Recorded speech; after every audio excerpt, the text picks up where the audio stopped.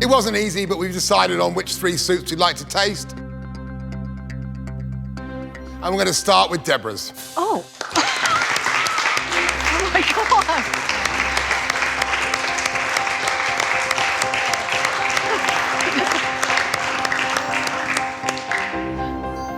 The second soup we'd like to taste is Amina's. Oh.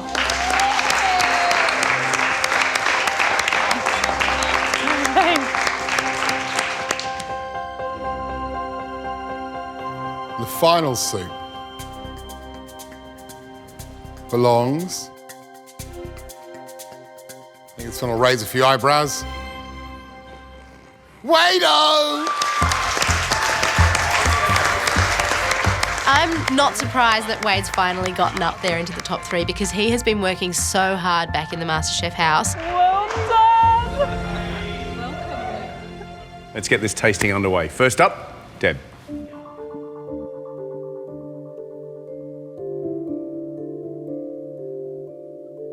Yummy. Tell us what you cooked.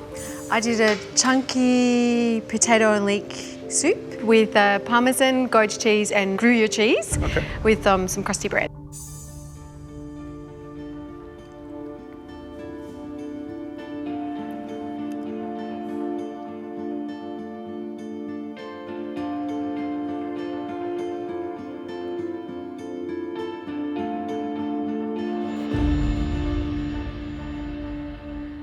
I like this soup because it's such a simple concoction. It's sort of hearty and wintry, and it ticks all the right boxes. That bubbly cheese topping with the big chunk of goat cheese in the middle is delicious. Oh, thank you.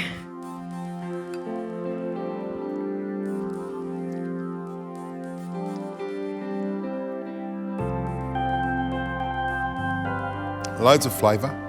And if soup is about something that gives you a cuddle, like the Mexicans say, that soup gives you a cuddle. Oh, thank you.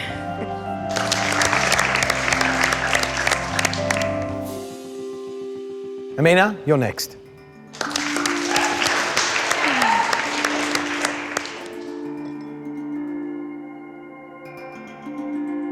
Amina, what is it?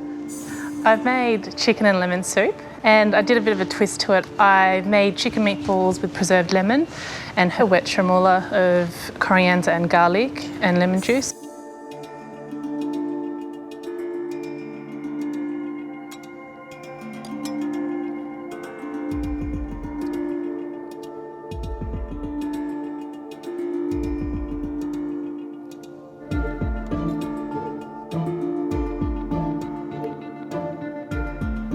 That's just beautiful. Clean, fresh chicken flavour. Adding that preserved lemon is just giving it another little dimension. It's delicious.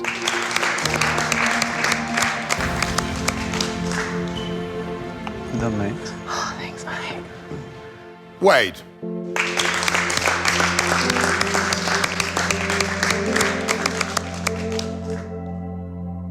Wade, what's the soup? It's mushroom soup with porcini croutons.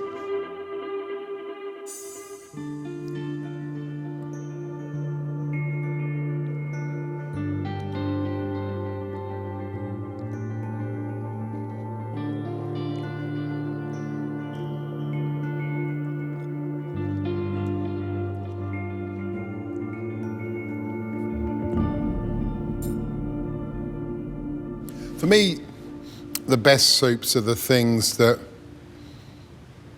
say what they are and then are what they are. And that's what this is. This is a mushroom soup that's all about one thing. It's all about mushroom. Thank goodness you've discovered the way, Wade, because this is the way for you. Thanks. Keep cooking like this. You won't find yourself in a black apron with a dour look on your face. That is delicious. Thank you. You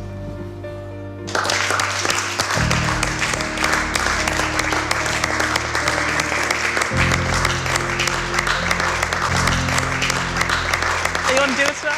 Yeah.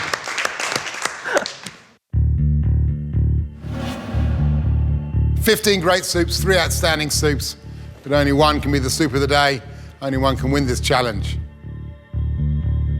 And the winner of the Mystery Box Challenge today is... Wade.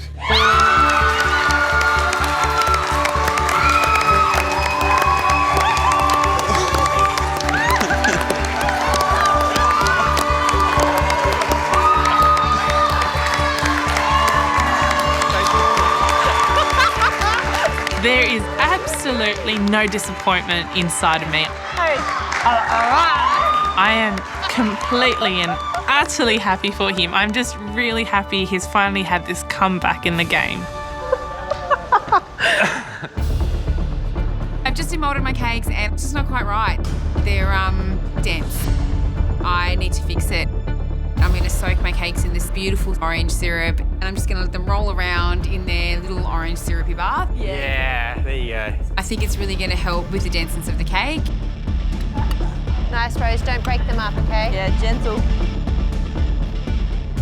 On top of that, I really want to make a lemon cream to help with the denseness of the cake and just add a bit more moisture to it. Get zest, not hand. Get zest, not hand. The lemon is definitely a surprise that I don't think the others will have. I really like putting lemon in cream and I'm hoping that the judges will notice it as well. 2 minutes to go! Come on! I think it's going to look a bit messy however I do it, so I just put loads of the sauce on. I think the judges will like that. Yum! Make sure there's plenty of sauce, Rosa. Come on, guys. 10 seconds. 9, 8, 7, 6, 5, 4, 3, 2, 1. Well done. Good stuff. Nice work, guys. Great, well done. Well done. Good work, Rosie. I have no idea if I've won. There's a lot of pressure on me to do well today. I know that Rose and Matt's puddings looked really good as well, so it could be anyone's. Pretty simple round one. The best dish goes through to round two to compete for immunity. Whose sticky date pudding should we taste first? Rose. I really want a chance at the immunity, but I'm just nervous. The cake is just a little bit too dense. Right. All right.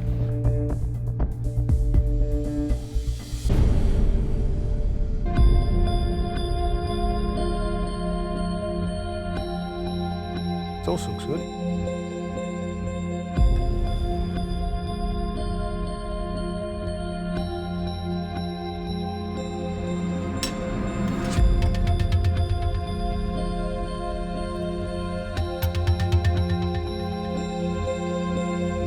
The sponge is really heavy, it's dense. But great dark toffee sauce, love that. And I love how it kind of streaks like a ripple through that cream. It just makes you want to dive in and have a spoonful. I love the little sort of leaning towards Middle Eastern. I love the orange that you put in, Rose, actually. And I love that light touch of lemon in the cream, which just lifts that richness. Thanks, Rose.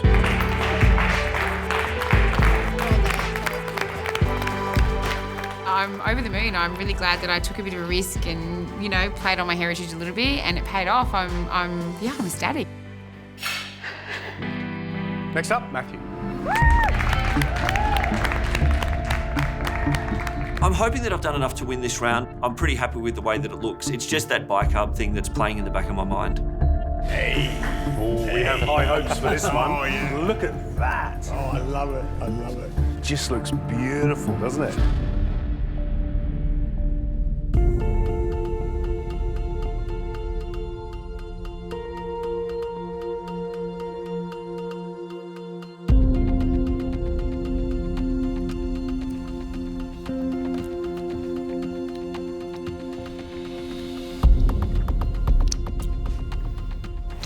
Baking powder.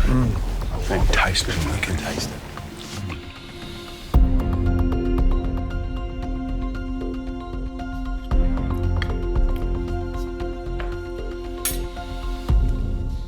It is seriously delicious.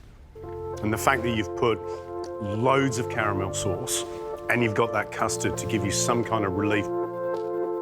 But when you're finished, you're left with this kind of metallic baking powder bicarb flavour. Too much. Yeah. We asked for sweet, we asked for sticky, we asked for dripping in sauce. You brought us all those three. It does have that kind of bicarby flavour. But other than that, gee, great job.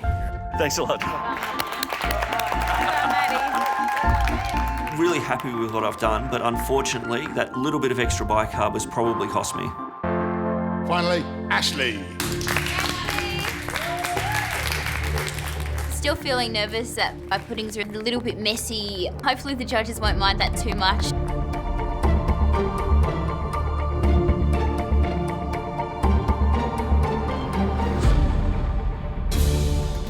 So the caramel sauce is salty ginger caramel sauce and the custard is vanilla and orange.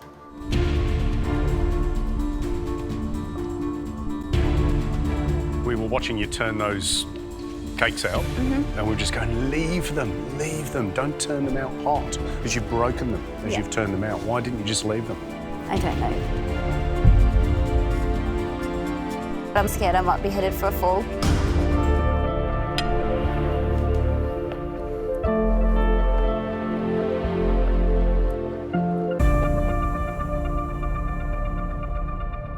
Beautiful, absolutely gorgeous. Would you agree? Oh yeah, absolutely. 100%. You've taken the classic and you've just lifted it into the modern era slightly. Everything that just sort of gelled together perfectly. So, yeah, spot on.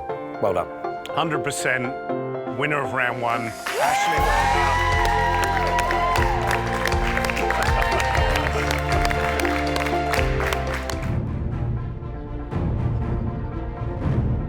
Hello, Elise. What have you cooked for us today? I've made blackberry tortellini with lamb, verjuice and cauliflower. The filling is lamb, caramelised onion, a little bit of the sauce, and I've finished it with lamb fat, roasted cauliflower. Top three. What do you reckon? Oh, look, I don't know if this is a top three. It's me having a stab at something creative. I think it's interesting. We'll taste and let you know.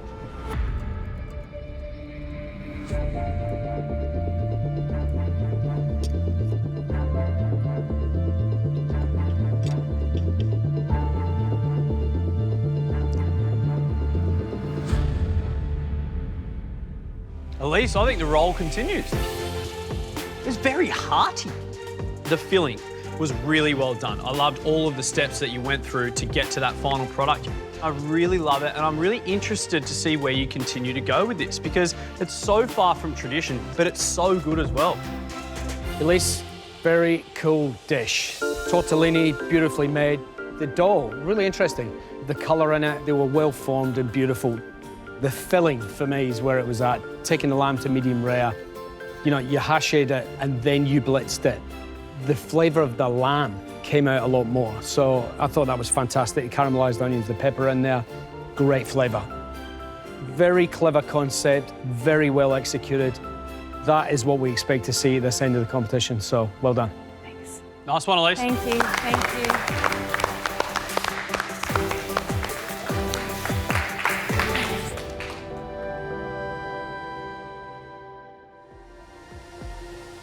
It was fascinating seeing you guys use the same ingredients yet cook such different dishes. It really shows us that your food identities are maturing and that makes us so proud. If I call your name, please step forward. You're in tomorrow's immunity challenge. First up was a cool, tasty, clever and above all delicious dish cooked by Elise.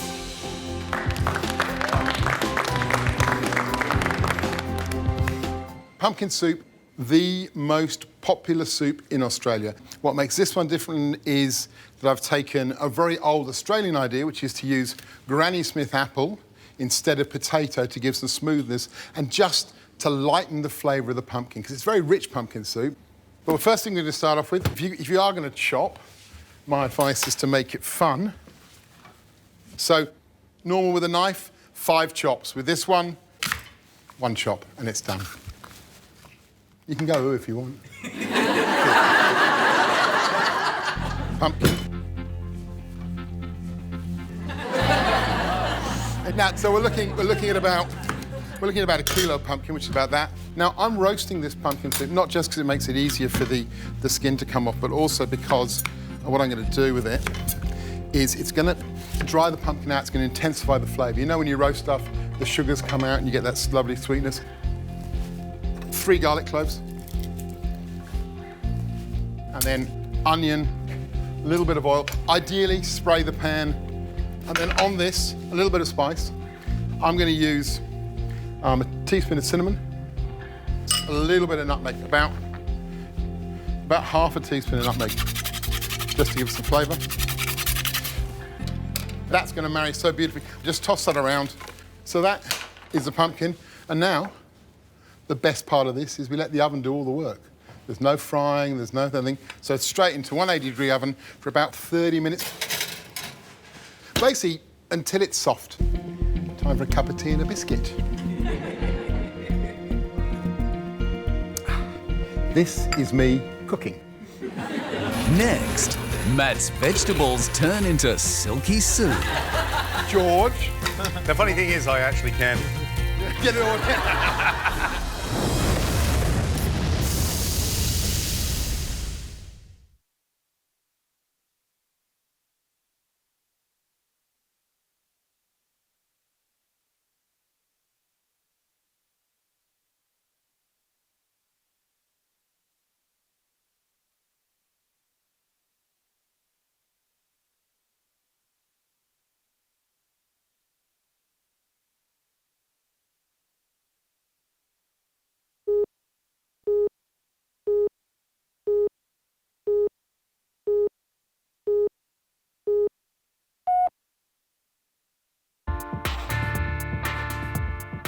Today I'm making a fancy pumpkin soup the cheats way.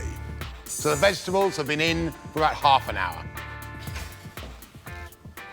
Here we have roasted. So, I mean, look, honestly, you could just eat it like that and it would be good. So just let it cool down a bit. And what I'm going to do with it, hot chicken stock, about 1.5 litres, spoon, and then literally you can, as simply as that, peel it away. Now that is a lot easier than peeling pumpkin with a sharp knife. Could I do it with butternut pumpkin? I reckon do what Donna Hay does. She cuts the butternut in half, then she bakes the 2 halves of butternut and then scrapes those out. It's a great way of doing it. Right, chicken stock. I don't know, you thick pumpkin soup people or thin? Thick, thin, you see. The world is divided into people who are either thick or thin. I'm thick, but I'm not thin.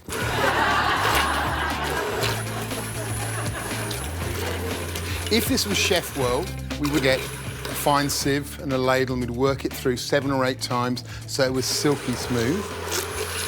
I mean, I think it matters if you're gonna, as matters if I'm gonna charge you $30 a bowl for it, but I've yet to get my family to pay that sort of money for what I cook. Simple, but you know, taste, adjust the seasoning as you always do. So here we go. Looks like pumpkin soup, tastes like pumpkin soup, is pumpkin soup, but about half the work. So there we are. That's the washing up. Really, all we've got is the roasting pan and that to wash up. Now, I'm a big believer that everything tastes better with a little bit of pig. So I love this pork and pepita nut brittle, which is disgraceful and decadent. So about 50 grams of bacon. Hey, Matt. And a bit of technical help, just in case it all goes pear-shaped. You know what the magic thing is? I mentioned bacon and Gary and George appear. Such is... It actually smells wonderful. So, pepitas. Nice, I like it. George. The funny thing is, I actually can. Yeah, get it all in. But can you get in? Yum. So when that all starts to get a bit goldy, browny, just 2 tablespoons of brown sugar, and that's going to melt into that and make it kind of cracknel. Is that what it's for? I mean, I love that little finish. Have a little taste of that. I reckon Ooh. That looks really No, good. you don't have to use brown sugar. You could use palm sugar or just maple syrup, which is delicious. Oh, wow. And then finish it with a little bit of butter. And then, do you want to just bowl up? Forget the soup. I just want to eat that. That is amazing. I know, it's disgraceful. It's disgraceful. But you're gonna have like a teaspoon of it. It's just a little bit of like a sweetness at the end of the meal. I'm not going to have a teaspoon of it. I want you to use your tweezers, though. You just want me to use them, don't you? Oh! The problem is, by the time I'm finished, the soup will be cold. Yeah, you can use a spoon. Use a spoon. So this is going to give you another texture, another crunch, sweetness, saltiness, bacony goodness. Then I'm going to use my natural tweezers just to lay a couple of crispy sage leaves a little bit on of the that. top. A little bit of that. See, that's the right proportion. Yeah, that's a terrible proportion. So, a couple extra minutes at the end, and you've got a pumpkin soup, which kind of looks fancy, but it's the laziest pumpkin soup in the world. It's lovely and healthy at the bottom, and on the top, it's all evil.